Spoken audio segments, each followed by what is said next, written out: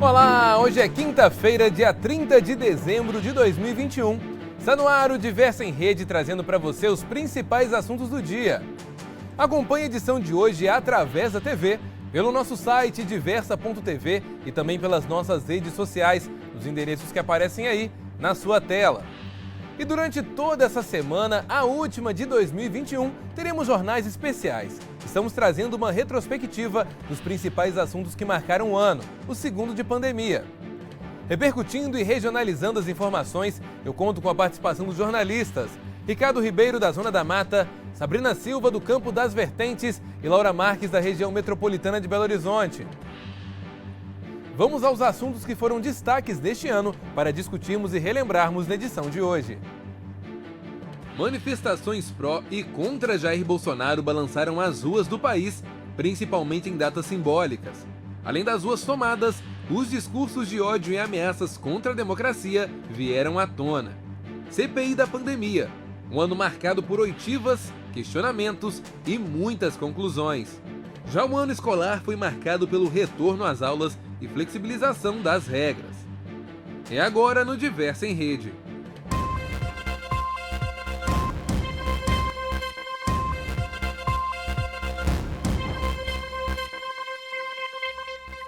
Um ano marcado por manifestações prós e contra o presidente Jair Bolsonaro, principalmente em datas simbólicas.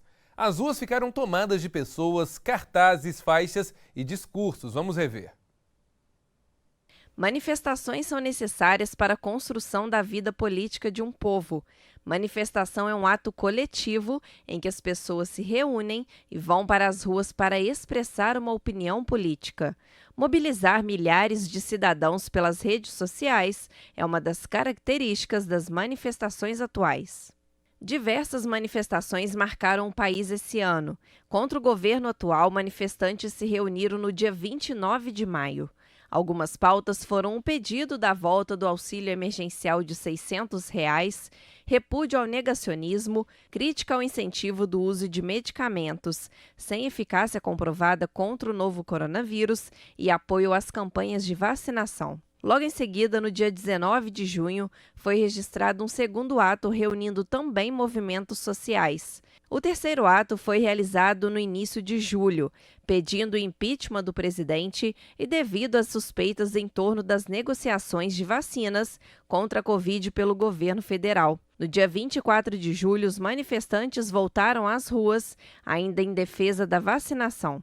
Já no dia 7 de setembro, manifestantes a favor do governo Bolsonaro se reuniram pelo Brasil, defendendo o voto impresso nas eleições de 2022, a liberdade de expressão e o impeachment dos ministros Alexandre de Moraes e Luiz Roberto Barroso do Supremo Tribunal Federal. Eles carregavam cartazes e bandeiras de apoio. No mesmo dia, também houve manifestação contrária e reforçaram a defesa da democracia. Os manifestantes também criticaram as atuações do governo em relação à saúde, educação e segurança pública. A inflação, pandemia e impeachment levaram milhares às ruas em protesto contra Bolsonaro no dia 2 de outubro.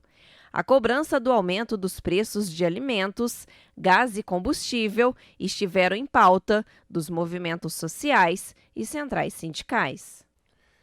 Pois é, um ano agitado politicamente falando, tanto nas ruas quanto nas nossas casas, com amigos, em Brasília.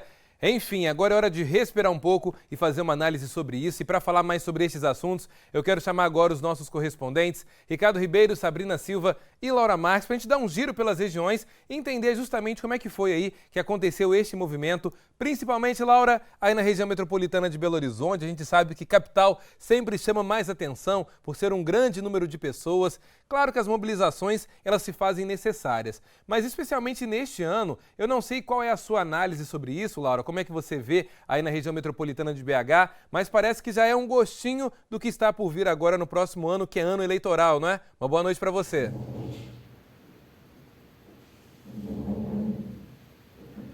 Boa noite, Elias. Boa noite, Ricardo, Sabrina, todo mundo que está nos assistindo. Olha, é um respirozinho mesmo só de final de ano, porque em 2022, sem dúvida, os ânimos estarão mais exaltados e a disputa eleitoral promete levar mais gente, possivelmente, né, Elias, para as ruas, porque de fato a disputa vai ser muito intensa e acirrada nesse ano de 2022. E com certeza 2021 foi um período mesmo para dar uma sensação do que seria toda essa disputa de pautas, né? Ao longo do ano, a gente teve dezenas de manifestações aqui em Belo Horizonte, na região metropolitana, claro, assim como em outras partes do país também.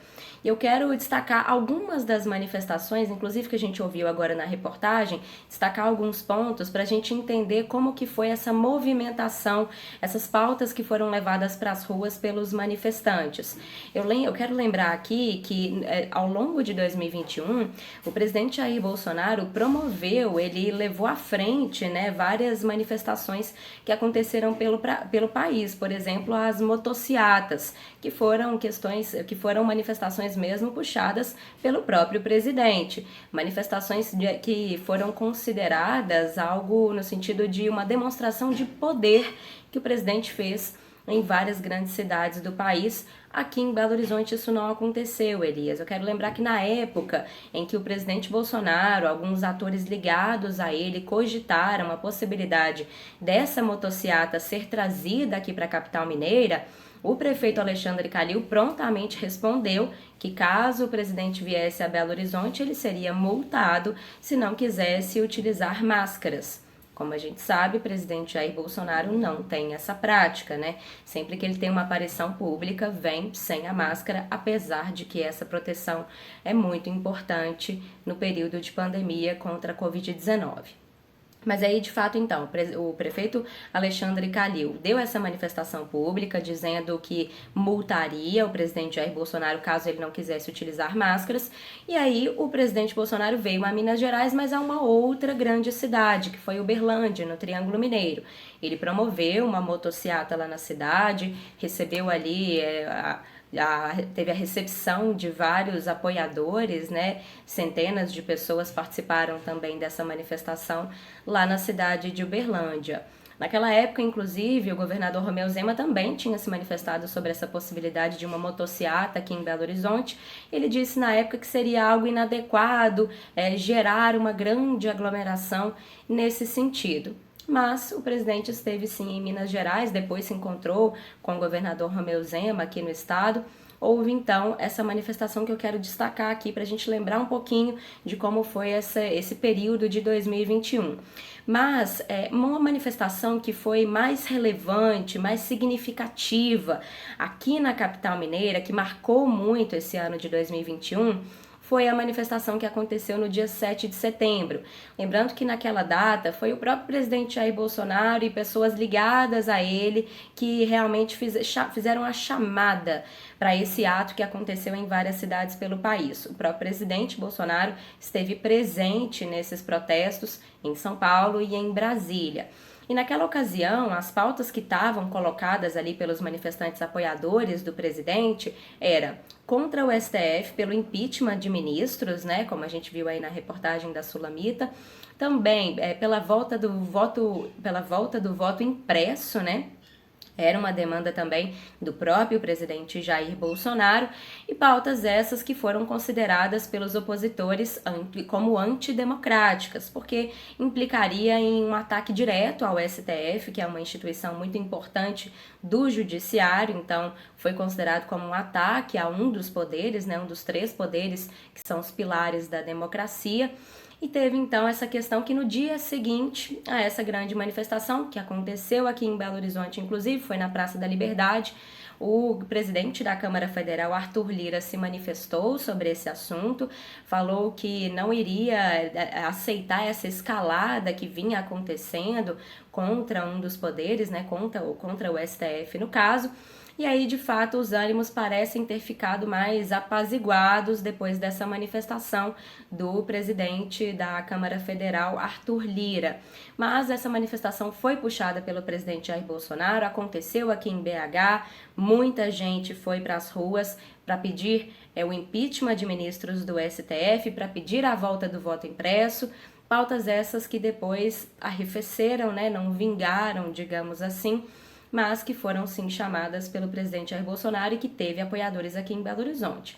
E a gente teve também manifestações contra o presidente Jair Bolsonaro que aconteceram aqui na cidade. A maior delas foi, de fato, de apoiadores do presidente, no 7 de setembro, mas depois eu pude acompanhar, inclusive em loco, protestos contra o presidente, principalmente por conta dos aumentos excessivos da inflação, que jogaram vários preços lá no teto para os consumidores, e também pedindo o impeachment do presidente Jair Bolsonaro e reivindicando vacinas para todos. Inclusive, esse era um questionamento que aconteceu. Esses manifestantes estão nas ruas se aglomerando, pedindo vacinas, eles não deveriam estar nas ruas se aglomerando, né? Mas o que muitos partidos de esquerda, partidos opositores ao presidente e movimentos sociais argumentaram era que foi necessário ir às ruas reivindicar essa pauta, principalmente por vacinas contra a Covid para todo mundo, tendo em vista que haviam, inclusive, vários rumores de possibilidade de pagamento de propina, por exemplo, na compra de vacinas, toda uma dificuldade para adquirir os imunizantes. Então, era essa a pauta principal que esteve nas ruas também, no caso dos opositores do presidente Jair Bolsonaro. Mas a gente vai falar daqui a pouquinho dessa questão de vacinas e propina no próximo bloco, Elias. Com certeza, Laura. Olha, são muitas as questões, né, que envolveram todo esse discurso político e eu também acho que é interessante a gente analisar que as ruas falam uma coisa, mas Brasília diz outra completamente diferente, né? Enquanto a oposição em muitos momentos também esteve lá em Brasília, lutando contra, falando em relação mesmo a questões, né, antidemocráticas, que sim, o presidente muitas das vezes defendeu, seja contrário ao voto, ou seja dizendo que não sairia tão fácil ali da cadeira da presidência da República. Ele falou isso em vários momentos, inclusive durante todo o ano. Mas ao chegar lá em Brasília, as votações, inclusive aquelas que foram favoráveis ao governo, muitas das vezes e a maioria dessas pautas foram apoiadas também pela oposição, né? O discurso estava a realidade lá em Brasília era outra e as ruas gritando aquilo que a classe política pedia para elas gritarem. E Ricardo, essa é uma situação que acontece em todo o país, na verdade, né? Você sempre traz para a gente várias análises nesse sentido. Como é que foi na Zona da Mata durante todo esse processo aí desse ano?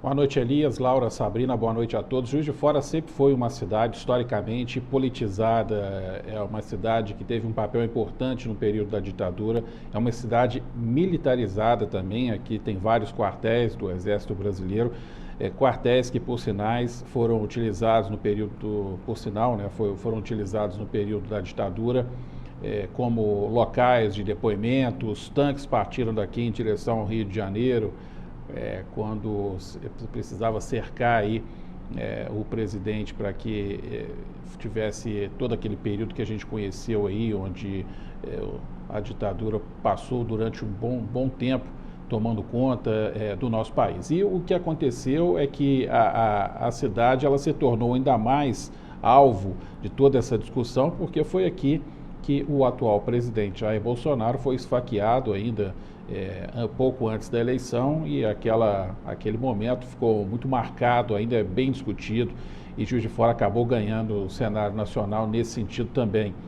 E para completar todo esse ingrediente que eu estou trazendo aqui, a cidade ainda elegeu pela primeira vez uma representante, não bastasse ser uma primeira prefeita, também é a primeira prefeita do Partido dos Trabalhadores, justamente o partido da outra extrema, da outra ponta, onde está a esquerda em comparação, né, ao PSL do partido, ao então PSL, que já não é mais o partido do então presidente, hoje no PL, mas o PSL da direita, extrema-direita, e a extrema-esquerda aí discutindo e provocando embates que começaram a ficar muito fortes desde que o presidente Lula deixou o poder, assumiu a presidente Dilma. A partir daí as relações passaram a ser mais conflituosas. Mas esse embate sempre existiu no Brasil.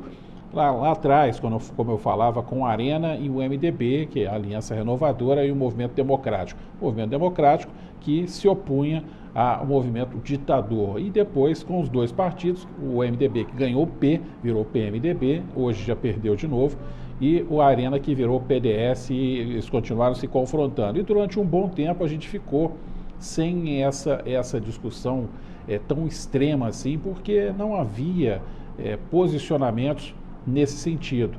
E agora essa situação voltou a partir do impeachment da presidente Dilma, se criou um clima favorável a que o PT não voltasse ao poder, e aí esse vácuo acabou levando à eleição, entre outros ingredientes, inclusive esse que eu citei aqui, o fato de Juiz de Fora, do presidente Jair Bolsonaro.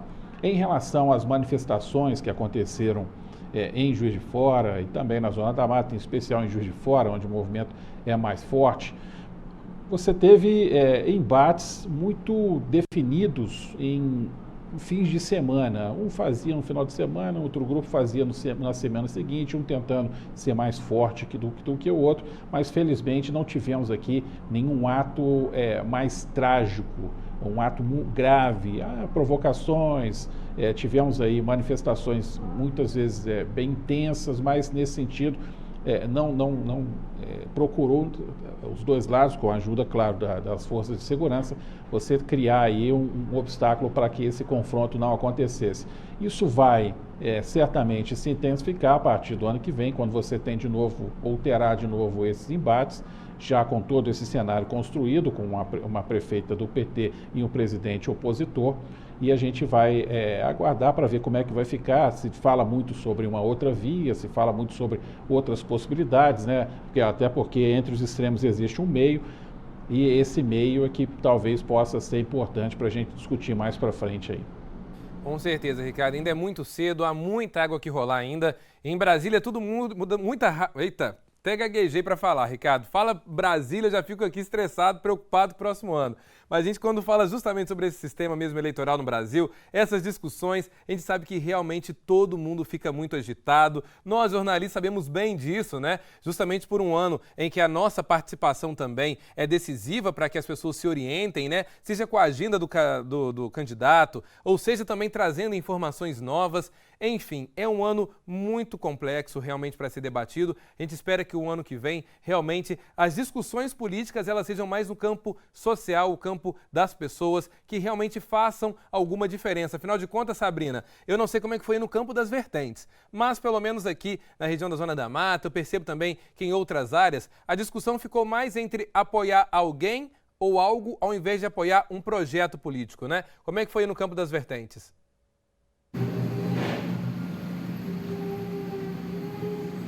Oi, Elias. Boa noite para você, boa noite, Laura, Ricardo e a todos. Bom, a democracia falou alto, muito embora as manifestações elas tenham sido por parte aqui antidemocráticas, porque várias pessoas interpretam isso como uma forma de violentar, mesmo que psicologicamente, o outro, né, que não condiz com a sua opinião.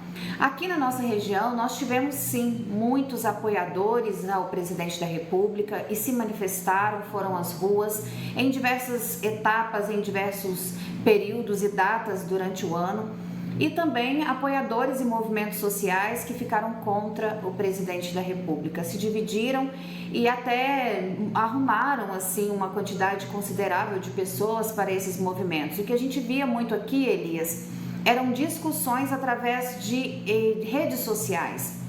As pessoas elas se organizavam, elas já começavam a discussão por meio das redes sociais, mas na hora da mobilização muitas delas não compareciam, a briga ficava fora, a gente fala briga entre aspas, mas a discussão, né, o movimento ficava mesmo era nas redes sociais.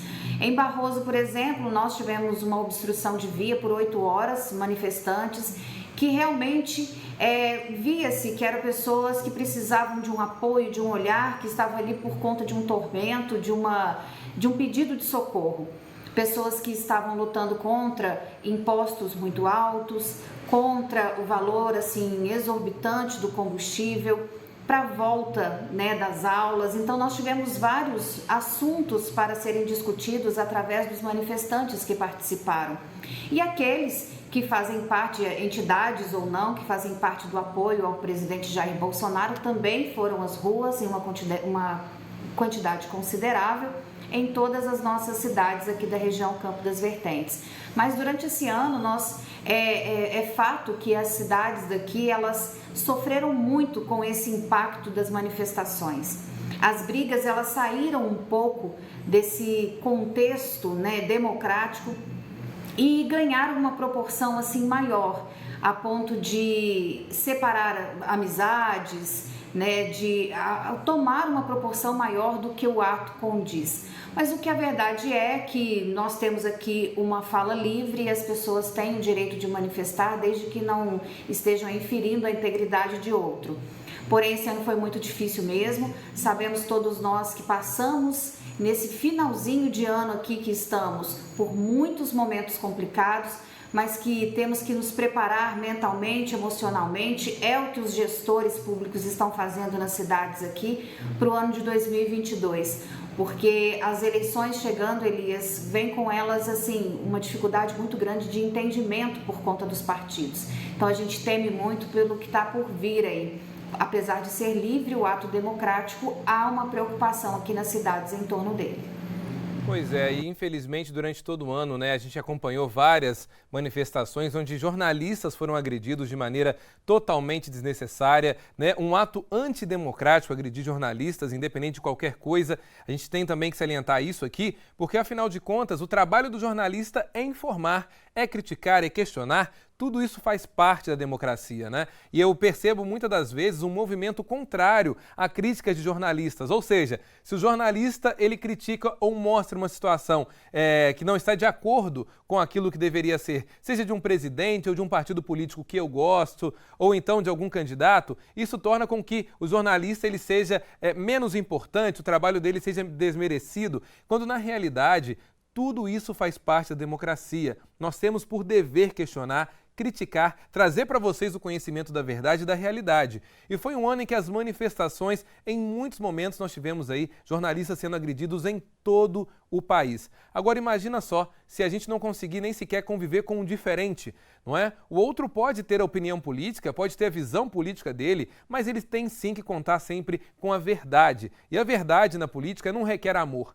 Não é? A gente não está falando aqui de futebol, nós não estamos falando aqui de algum filme, alguma série, novela, não. Nós estamos falando da vida real, nós estamos falando de leis, nós estamos falando de pessoas que estão ali, né, dentro do meio público para me representar, te representar. E isso vai além do voto. O questionamento vai além do voto. O voto ele serve para eleger alguém para estar ali representando a todos e não importa se é o presidente, se é o governador, se é um deputado, se é um senador. Quando ele está ali, ele é um agente público e precisa respeitar você, sendo você eleitor dele ou não. Vamos ver como é que vai ser o próximo ano, vamos torcer para tudo dar certo. Laura, Sabrina e Ricardo, daqui a pouquinho eu volto a conversar com vocês.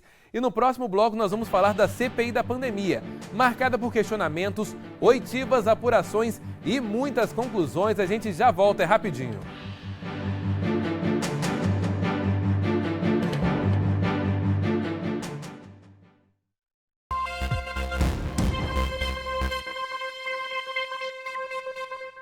Estamos de volta e agora nós vamos falar sobre a CPI. Criada no Senado, a Comissão Parlamentar de Inquérito da Pandemia surgiu em abril para investigar irregularidades durante o período pandêmico da Covid-19 no Brasil. A CPI foi marcada por depoimentos, questionamentos e muitas conclusões, mas até o momento, pouco efeito prático. A CPI da pandemia, Comissão Parlamentar de Inquérito composta por senadores, foi criada no dia 13 de abril de 2021 para investigar supostas omissões e irregularidades nas ações do governo federal durante a pandemia de Covid-19 no Brasil. A CPI apontou uma série de condutas do presidente na condução da crise sanitária que contribuíram para o Brasil ultrapassar a marca de 600 mil mortes. Em fevereiro, o senador Randolph Rodrigues protocolou um pedido de criação da CPI com o objetivo de investigar as alegações de que o governo federal teria sido contrário a medidas sanitárias como o distanciamento social e a utilização obrigatória de máscara. Em abril, foi oficialmente instalada no Senado Federal, concluída com a apresentação e votação do relatório final no dia 26 de outubro, depois de 6 meses de trabalho. A CPI aprovou o relatório final, um documento de 1.180 páginas elaborado ao longo de 6 meses, e atribuiu 9 crimes ao presidente Jair Bolsonaro. Epidemia com resultado de morte, infração a medidas sanitárias preventivas, emprego irregular de verba pública, incitação ao crime, falsificação de documentos particulares, charlatanismo, prevaricação, crime de responsabilidade e crimes contra a humanidade. As chances do presidente Jair Bolsonaro sofrer alguma punição, no entanto, são pequenas na avaliação de analistas políticos e juristas. Mas o impacto maior deverá ser no mesmo campo político, com eventuais reflexos nas eleições de 2022. Além de Bolsonaro, outras 77 pessoas e 2 empresas também tiveram o indiciamento recomendado pela CPI. Pois é, muitas questões vieram à tona com a CPI da pandemia. Alguns assuntos foram realmente bem fortes, chocantes para todos nós, em relação também à negociação de vacinas, à forma também como o governo federal agiu em muitos momentos. Laura, como é que foi para vocês aí na capital também? Todas essas informações tiveram algum efeito prático? Afinal de contas, muitas prefeituras e muitos governos, na verdade, também optaram por fazer as suas próprias CPIs. Aí na capital aconteceu a mesma coisa?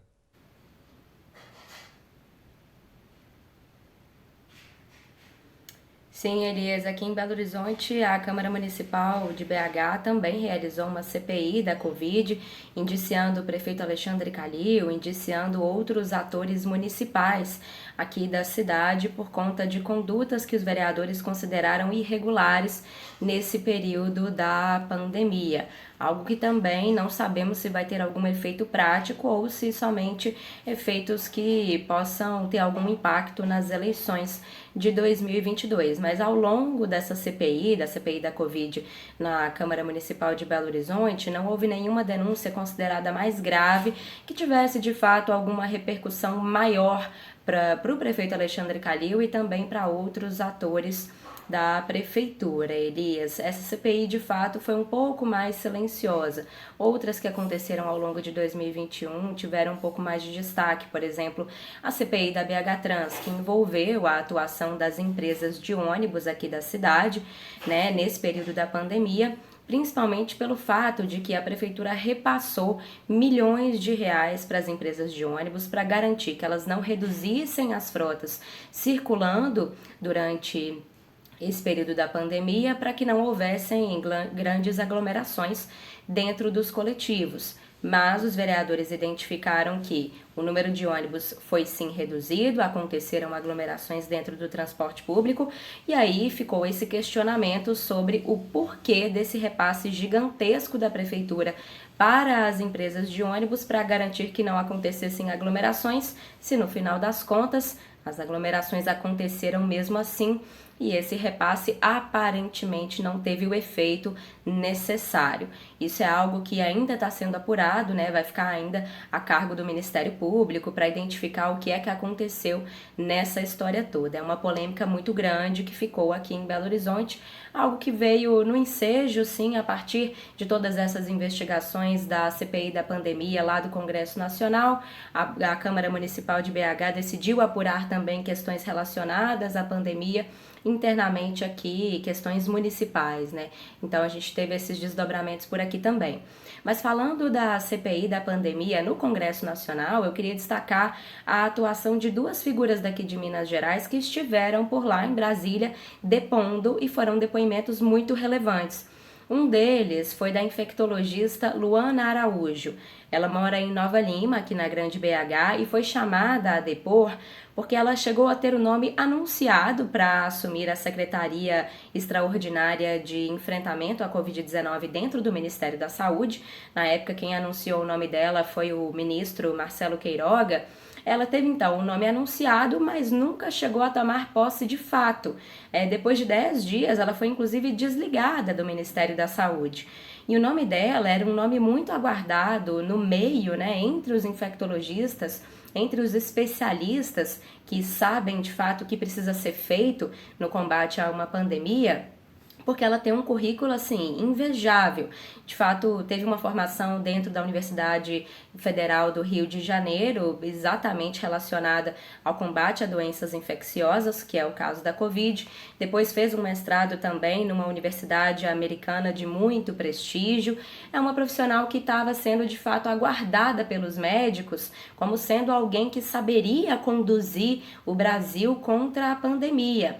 Principalmente pensando que no período em que o nome dela foi anunciado, havia um grande embate sobre o uso ou não da cloroquina para o tratamento da Covid-19. Ela sempre se posicionou como contrária a esse medicamento. Aliás, sempre desde que as evidências mostraram que esse medicamento não seria mais, não teria nenhum efeito, de fato, no combate à Covid-19. Ela sempre se manifestou, então, desde então, como contrária ao uso desse medicamento, a favor do isolamento social, a favor do uso de máscaras, a favor das vacinas, tudo que o presidente Jair Bolsonaro se mostrou contrário ao longo de toda a pandemia. Então, o nome dela acabou não sendo consolidado dentro do Ministério da Saúde. Ela foi chamada a depor na CPI para explicar, o que é que tinha acontecido ali, e ficou entendido que possivelmente esse posicionamento dela, que é tão contrário ao presidente Jair Bolsonaro, tenha influenciado nessa saída dela do Ministério da Saúde, algo que não ficou tão confirmado, não se sabe de fato o que houve dentro da pasta nesse período.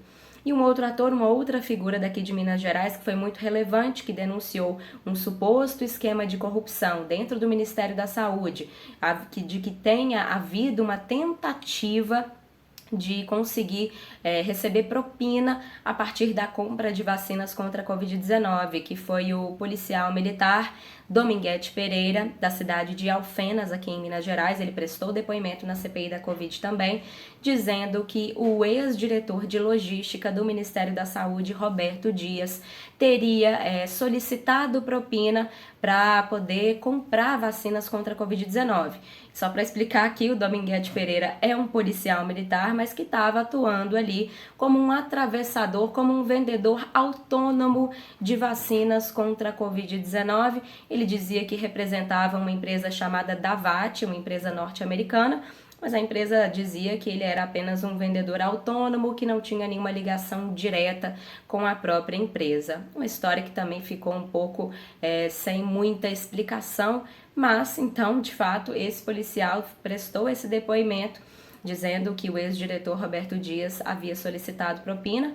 Inclusive, Roberto Dias depois chegou a ser preso na CPI da Covid por ter mentido, dizendo que nunca havia se encontrado com o Dominguete Pereira. Então, esse ator também daqui de Minas Gerais que teve uma presença muito importante, relevante nas informações que foram apuradas ao longo da CPI da pandemia dentro do Congresso Nacional. Elias.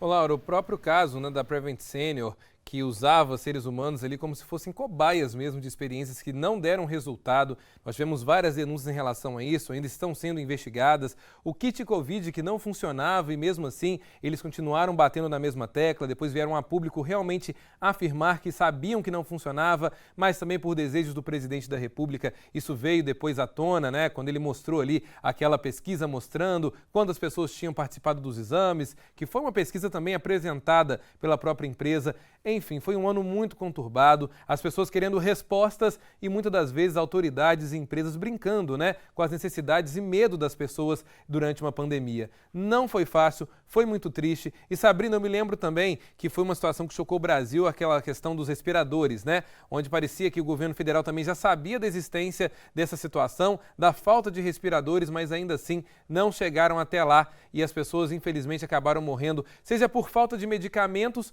ou então por falta de oxigênio. Aí na região, no Campo das Vertentes, tivemos algum problema nesse sentido?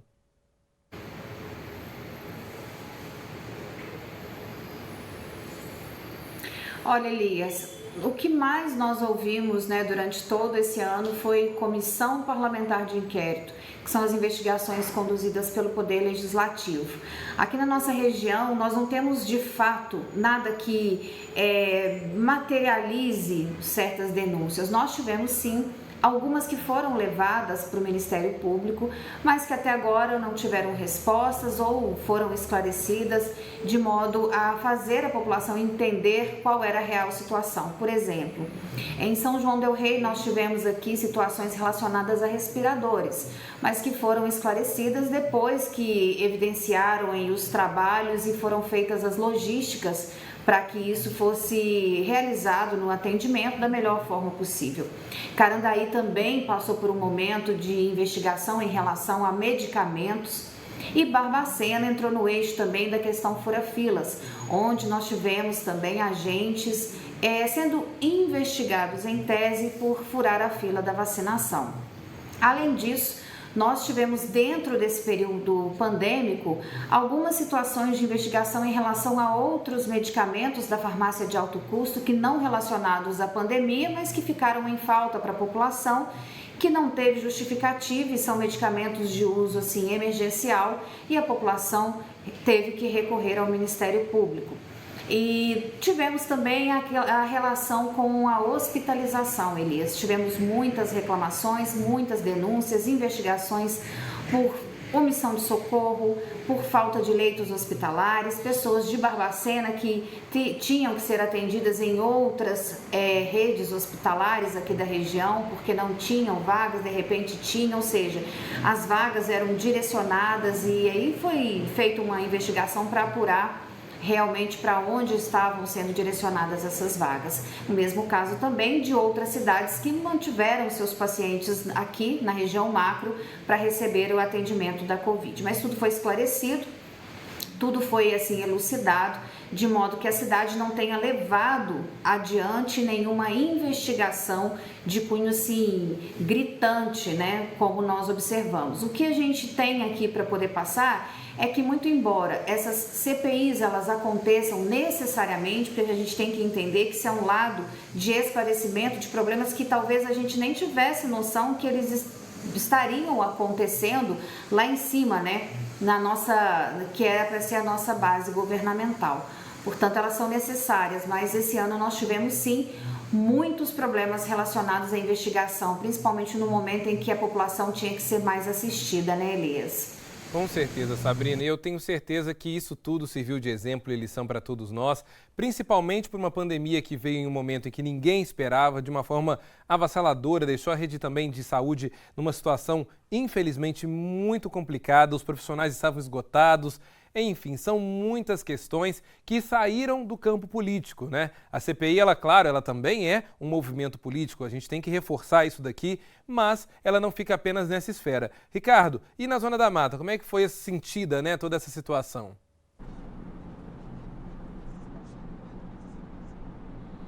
Começando por Juiz de Fora, depois passar por Belo Horizonte até chegar em Brasília. Aqui em Juiz de Fora a gente teve essa situação diferente de Belo Horizonte, no caso do prefeito Calil, que foi reeleito. Aqui a gente tem uma nova administração. A CPI mais recente foi na gestão passada. Aliás, se você quer trabalhar uma CPI, é só você mirar na saúde e no transporte público, que é uma receita quase que infalível para conseguir os votos necessários para que ela seja aberta. E você teve recentemente uma CPI do transporte público aqui, que não deu em nada, uma CPI que mirou uma licitação de 2016, onde foram apontados diversos problemas, quebras de contrato, contrapartidas que não foram cumpridas pelos dois consórcios que administram hoje o transporte na cidade. O governo não fez nada diante do relatório e a situação ficou por isso mesmo. Até por isso, hoje, um dos principais problemas enfrentados pela atual administração está no transporte público, que mesmo com o subsídio oferecido às empresas de transporte, você tem muitas reclamações, horários defasados, você tem uma série de queixas envolvendo o transporte coletivo em Juiz de Fora, inclusive a superlotação durante a pandemia. E ainda um outro ponto que tem sendo destacado é o número da frota que foi reduzida num período onde mais as pessoas precisavam de espaçamento e precisavam de uma distância maior para circular. Você teve aí ônibus andando com uma lotação quase que máxima, provocando muita indignação, ainda provoca, né, muita indignação nas pessoas. Saindo para Belo Horizonte, você teve uma CPI, essa sim, ela deu resultado, porque lá na Assembleia Legislativa foi aberta uma comissão parlamentar de inquérito contra a conduta do secretário estadual de saúde, Carlos Eduardo Amaral, e do seu secretário adjunto, Marcelo Cabral.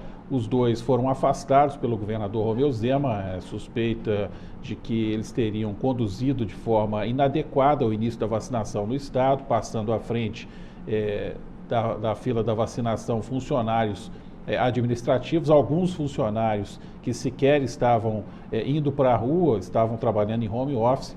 O fato é que, para não chegar e ter muito desgaste, o governador preferiu logo no início afastar os dois e por isso ficou assim.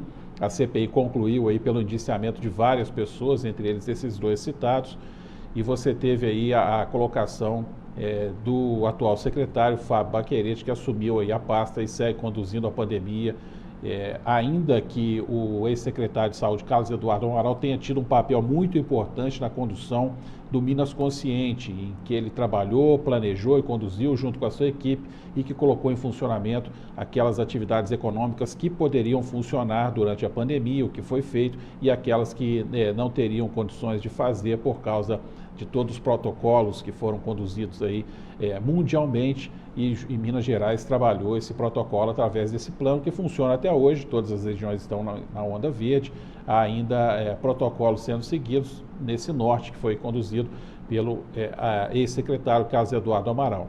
Em Brasília, foi feita aí essa CPI que você abriu esse bloco citando a questão da saúde. Não vai dar em nada, como ninguém esperava que fosse dar em alguma coisa, porque por uma série de motivos. Primeiro, que é uma situação que envolveu aí senadores suspeitos, senadores com uma vasta bagagem de problemas nas costas, conduzindo uma CPI, uma comissão parlamentar de inquérito. Então, por si só, ela já perdeu a credibilidade quando você viu quem estava conduzindo todo esse processo. E passou a ser claramente política. Mas tem problema? Sim, pode ser que tenha, talvez tenha, o próprio governo já admitiu, mas passou o tempo. Acho que o que tinha que ser feito na hora certa não foi feito, as coisas foram sendo empurradas mais para frente, até que se chegou a essa CPI como se fosse uma satisfação à sociedade brasileira, e isso não vai interferir em absolutamente nada nas eleições do ano que vem. Isso é um assunto que a população nem está se lembrando mais. Vai passar agora, vai entrar 2022, ninguém nem vai se lembrar que essa CPI foi conduzida em Brasília, como se esses senadores, como esses deputados políticos lá tivessem um papel de mostrar que aqueles indiciados foram ocupados por tudo que aconteceu na pandemia no Brasil. Enfim, o efeito saiu pela culatra.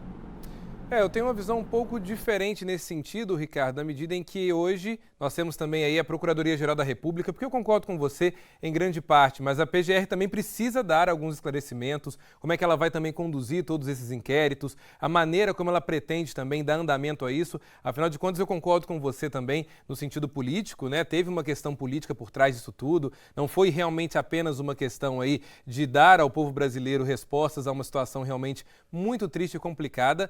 Acredito que a CPI ela cumpriu seu papel na medida em que ela apresentou à sociedade e à imprensa questões que nós não saberíamos, né? Tanto a questão do kit Covid, a questão da Pfizer, né? Que estavam aí tentando negociar com o governo brasileiro e não conseguiam, e esse atraso também nas vacinas trouxe bastante dificuldade para o nosso controle da pandemia no Brasil.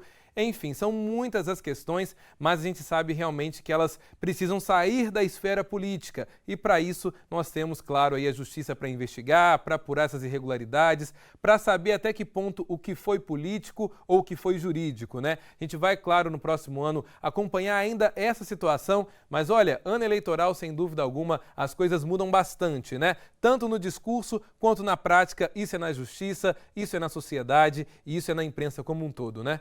Mas daqui a pouquinho a gente vai voltar falando sobre outros assuntos, inclusive sobre o ano escolar, as dificuldades que as escolas enfrentaram também, até a autorização para a abertura das escolas dos municípios gerou polêmica esse ano. É um instante só, fique com a gente.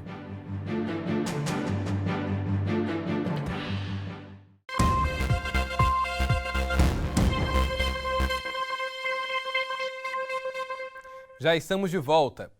2021 chega ao fim com a retomada das aulas presenciais. A decisão da volta aconteceu em momentos distintos em todo o país. Algumas cidades só autorizaram este retorno em outubro e mesmo assim em formato híbrido, com as turmas divididas em pequenos grupos para respeitar o distanciamento nas salas e entre as carteiras. Mas um ano difícil para a educação, onde o acesso ficou restrito a quem tinha internet e celular, mas que felizmente chega ao fim com novas perspectivas para 2022. Um dos principais desafios enfrentados pelos jovens desde o início da pandemia no Brasil e no mundo foi o ensino à distância. Estudar através das telas de um computador exige determinação, mas também requer a tecnologia necessária para que o aluno possa participar das atividades definidas pelas escolas e instituições de cursos superiores. De acordo com uma pesquisa do IBGE, mais de 4 milhões de alunos de colégios públicos não tinham acesso à internet desde antes do aparecimento do Covid-19 no país. Dados que movimentaram o debate sobre o acesso à internet como direito social básico, já que a educação à distância foi uma norma em todo o país até meados de outubro. Mas com o progresso da vacinação no Brasil, o retorno às salas de aula foi gradativo e atualmente o ensino presencial já é obrigatório em alguns estados, com a capacidade total de alunos. Várias escolas utilizaram o período de fim do segundo semestre do ano letivo como uma oportunidade para avaliar o retorno das atividades seguindo os protocolos de segurança. Todos estes imprevistos no âmbito da educação refletiram também no comparecimento das provas do Exame Nacional do Ensino Médio, que apresentaram índices bem abaixo do esperado. De acordo com o INEP, o Enem 2021 obteve uma taxa de 26% de abstenção na primeira etapa de provas, um número que representa pelo menos 800 mil candidatos dos mais de 3 milhões de inscritos nas provas. Mas esse índice não foi menor do que na edição do Enem 2020, que foi aplicada em janeiro deste ano. A versão impressa das provas teve quase 52% de faltas, e a digital chegou a mais de 68% de abstenção. Nesse último mês, o surgimento de casos da variante Delta fez com que algumas instituições fechassem as portas, e com a ameaça de novas variantes como a Ômicron, o cenário para o próximo ano ainda é incerto. Foi um ano bem tumultuado. Eu quero começar esse assunto com o Ricardo Ribeiro. Ô Ricardo, olha, perdi as contas de quantas vezes nós viemos aqui para falar sobre a volta às aulas, o retorno das atividades escolares, e aí você trazia para a gente a situação na Zona da Mata, né? Juiz de Fora tinha o seu próprio protocolo, várias pessoas que estavam ali, estavam manifestando, inclusive na Câmara Municipal da cidade, contrário aí à proibição das aulas. Como é que no final tudo terminou? Conta um pouquinho para a gente sobre essa situação que a região passou aí.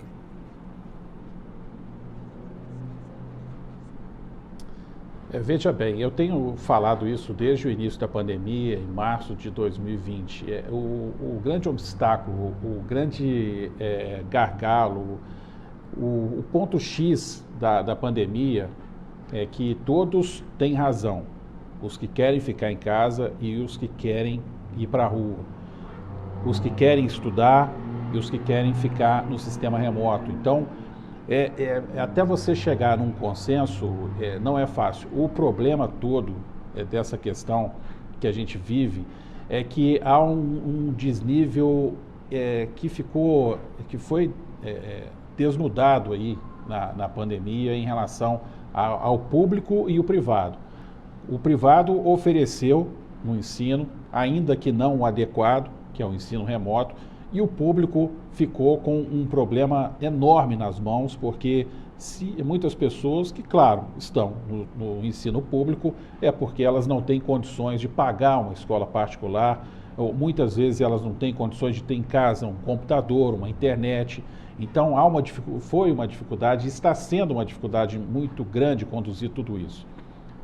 No meio disso tudo, você teve um grupo de pais e grupos de pais que se uniram e buscaram dialogar junto ao poder público uma forma de você retomar as atividades escolares nas escolas em alguns momentos em que a pandemia estava menos intensa, em que os casos começaram a cair, principalmente.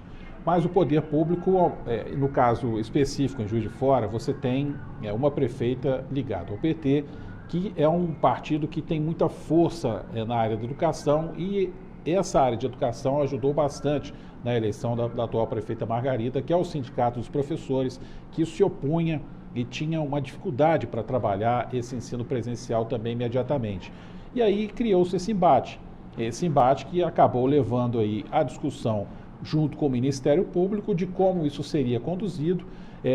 Ensaiou-se uma volta agora no meio do ano, no segundo semestre agora de 2021, que a Prefeitura acabou recuando e esperando um pouco para efetivar agora no finalzinho do ano um retorno de 100%, não obrigatório às escolas do município. Quando a prefeita assumiu, ela assumiu conduzindo um programa que feito pelo governo estadual, que é o Minas Consciente, e seguido pela administração anterior. Na medida em que ela criou e trouxe um protocolo diferente de toda a Zona da Mata, Juiz de Fora é a única cidade da região da nossa região aqui que segue um protocolo próprio, ela passou a ter ainda mais autonomia para tomar as decisões. Não que os outros prefeitos não tenham, mas ela ganhou um novo protocolo para conduzir. E você teve no finalzinho do semestre passado, uma decisão do governo Zema de que as escolas estaduais retornariam ao ensino presencial. Isso bateu de frente, isso acabou criando um novo conflito entre o Estado e o município, porque as cidades da região voltaram, inclusive com as escolas particulares, muitas cidades voltaram agora no meio do ano. E a Juiz de Fora, a prefeita disse o seguinte: olha, aqui não volta, eu tenho a prerrogativa de não autorizar, isso foi me dado pelo Supremo Tribunal Federal e eu vou determinar quando essa volta vai acontecer. E a garantia de que as aulas retornam no próximo ano agora, em fevereiro, 100% dos alunos e obrigatório. Então vamos aguardar, porque no meio disso tudo o Ministério Público tem discutido, uma preocupação muito forte de como será esse retorno e essa defasagem que ficou, como ela será lidada, como ela será discutida no meio acadêmico, porque realmente criou-se um espaçamento muito grande entre o conteúdo que é dado no ensino público e aquele no ensino particular, e aqueles que tiveram acesso à escola presencial e aqueles que ficaram em casa, em termos de embates em concursos, em provas, em PISME, em Enem. Isso pode causar uma diferença muito grande. Enfim, há muita discussão para ser feita ainda agora, em 2022, sobre esse assunto. Com certeza, Ricardo. Inclusive, eu queria até chamar a Laura para essa conversa de agora, porque, Laura, a situação da educação no Brasil ela já era complicada e com a pandemia piorou ainda mais, né? Muitos alunos aí não puderam ter a credibilidade daquilo que precisavam, as respostas, claro, para o seu ensino no dia a dia, falta de internet, aquele PET que não funcionou, enfim, mas estava aí quebrando um galho porque ninguém esperava passar por isso, né? Como é que foi esse ano escolar também aí na região metropolitana? Foi parecido com o restante do país?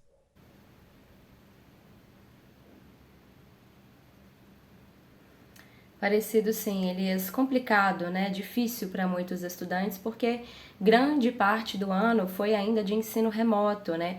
Algo que dificultou bastante, principalmente para aqueles estudantes de baixa renda, aqueles que não tinham computador, que dependiam de celulares, por exemplo, para ter acesso aos conteúdos que eram enviados pelas escolas. Quando a gente fala do ensino estadual, por exemplo, os conteúdos foram repassados pela Rede Minas, o canal Rede Minas, também pela internet e por meio de apostilas físicas. Aqueles estudantes que não tinham acesso à internet, não tinham acesso à TV, continuaram o ano de 2021, assim como lá em 2020, aprendendo muitas vezes só por apostilas que eram enviadas pelas escolas.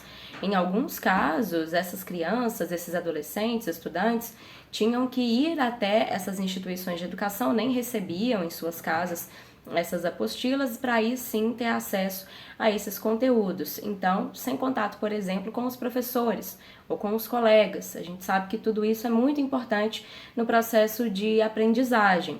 Então, com certeza, o ano de 2021 também foi um ano de muita dificuldade para os estudantes e também para os próprios professores, porque há municípios, eu trouxe aqui ao longo do ano na TV Diversa para os nossos telespectadores, há levantamentos que apontaram levantamentos inclusive do Tribunal de Contas do Estado, que mostram que muitos municípios não investiram nenhum tipo de recurso para garantir que os professores tivessem contato direto com os seus estudantes. Ou seja, não compraram celulares, não compraram chips, nada que pudesse facilitar esse contato entre professores e alunos. Então, de fato, o problema de 2020 seguiu em 2021 com muitos estudantes ainda com dificuldade para ter acesso aos conteúdos, Elias. E aí, ao longo do ano, claro, a gente teve essa reabertura paulatina, essa volta das escolas recebendo os estudantes presencialmente. Aqui em Belo Horizonte, em específico, foi a partir de abril que essa reabertura começou a acontecer. Foi quando as escolas da educação infantil foram autorizadas a receber esses alunos, né? Os mais pequenininhos, que não são nem estudantes, né? Recebem, essas crianças são recebidas mais até para um acompanhamento, né, de quem está fazendo ali, sendo o tutor, né? Na realidade não sei se a gente pode dizer que são exatamente estudantes, mas são as menores, né? As crianças menores que vão então para as creches principalmente. Foram essas as instituições educacionais as primeiras a reabrirem as portas para os estudantes aqui em Belo Horizonte. Depois, já a partir de junho, julho, ensino fundamental, médio, depois também os estudantes voltaram às salas de aula, e ensino superior e outros cursinhos, por exemplo, foram os últimos a voltarem a receber os estudantes aqui na capital mineira, na região metropolitana. A UFMG e a PUC Minas, que são as maiores instituições de ensino superior aqui de Belo Horizonte, demoraram um pouco mais para dar essa autorização, mesmo depois que o município já tinha autorizado a retomada presencial. Essas instituições ainda seguraram um tempo a mais. E mais recentemente, agora no início de dezembro, a PUC Minas anunciou que iria exigir o comprovante da vacina contra a Covid, para que os estudantes possam ir para as salas de aula presencialmente a partir do ano de 2022. É um sinalizador, né, de uma tendência que pode acontecer nas instituições de ensino. Então esse anúncio foi feito já no finalzinho do ano pela PUC Minas. Mas, Elias, como o Ricardo disse, há um grande desafio a ser superado depois, né, que agora que a pandemia está um pouco arrefecida, que a gente pôde voltar às atividades presenciais nas escolas, há um grande desafio para se recuperar aqueles estudantes que não conseguiram absorver os conteúdos ao longo de 2020 e de 2021 por conta de todas as dificuldades do ensino remoto. E como eu disse, as classes mais baixas, as famílias de mais baixa renda, esses estudantes são os que mais sofreram com esse período. Então, inclusive, para conseguir resgatar aqueles estudantes que abandonaram as aulas nesse período de pandemia. O ano de 2022 vai ser muito importante nesse sentido, Elias. Isso aí, Laura. Agora, Sabrina, a situação também não foi fácil, tanto para os alunos, mas também para os professores, né, que precisaram se reinventar durante a pandemia. Como é que foi a situação também aí no Campo das Vertentes?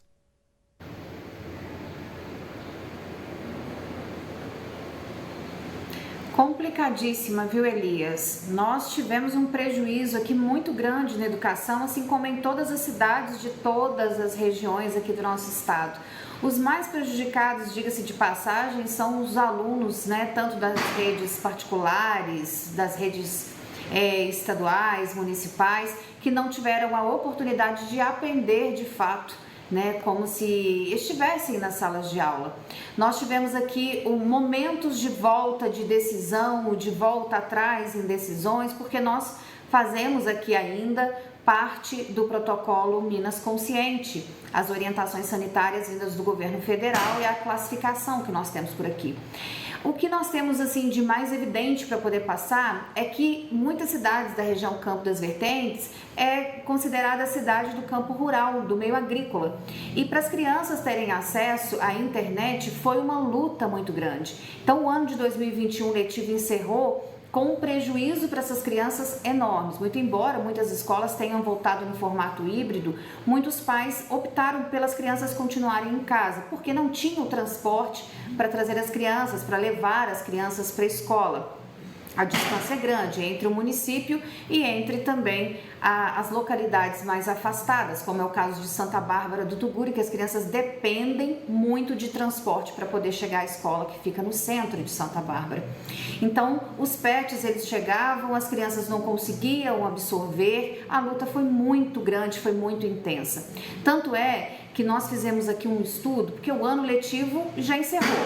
Nós fizemos um estudo aqui entre os professores e muitos deles entregaram o seu plano de aula referente ao ano de 2021 com as observações assim Alunos precisam de atendimento multiprofissional, ou seja, os psicólogos serão referência no ano de 2022, ano letivo de 2022, para dar suporte a essas crianças que precisarão de um atendimento especializado por conta do afastamento obrigatório que tiveram das salas de aula. Então, a rede particular também teve esse afastamento, não voltamos aqui de fato. Uma observação em relação à nossa região, Elias, foi que, embora seja obrigatório, tinha sido obrigatório em época pelo governador de Minas, o retorno das aulas da rede estadual, muitos alunos não voltaram para as salas de aula. Então, o ano letivo encerrou com um déficit de alunos que não voltaram para as salas de aula e praticamente abriram mão aí do ano letivo de 2021. O prejuízo foi muito grande, porque agora o que fazer com esses alunos em 2022 que não voltaram para as salas de aula, mesmo que de modo obrigatório? Então terá que ser feito um plano, montado uma estratégia para que essas crianças sejam atendidas em 2022 de uma forma a ampliar a oportunidade de estudo de todos eles ou de todas elas. Então, a educação, acho que é um primeiro passo para o ano de 2022 a ser batalhado. Então, já está sendo promovido aqui, inclusive, conselhos na rede municipal de educação para montar essas estratégias de como os profissionais vão lidar com essa situação. Então, temos muito trabalho pela frente. O ano de 2022 na educação realmente vai dar trabalho, tanto para os professores como os pais, mas principalmente para os gestores municipais. Elias. Sabrina, e lembrando que nós estamos falando do ensino básico, ensino fundamental, ensino médio, que lá na frente sim vamos ter aí várias questões a serem analisadas. Aqueles que estão no ensino fundamental ainda têm uma chance de recuperar, dependendo do plano que for proposto. Aqueles que estão no ensino médio nem tanto, mas a gente também está torcendo para aqueles que estão na área superior, no ensino superior de ensino, que com certeza também vão precisar se atualizar, porque não foi fácil. Sabrina, muito obrigado. Ricardo, Laura, amanhã, dia 31, falta pouco agora para a virada do ano. A gente espera vocês amanhã aqui batendo um papo sobre como é que foi aí este 2021, já com o inicinho de 2022. Um abraço e até amanhã. E a gente vai ficando por aqui, mas amanhã o Diversa em Rede volta às 6 da noite com muito mais informação. Você pode rever também as informações do nosso jornal através do diversa.tv e também acompanhar todas as notícias Diversa pelas redes sociais. Uma boa noite para você. Amanhã, dia 31, eu te aguardo aqui, viu? Uma boa noite.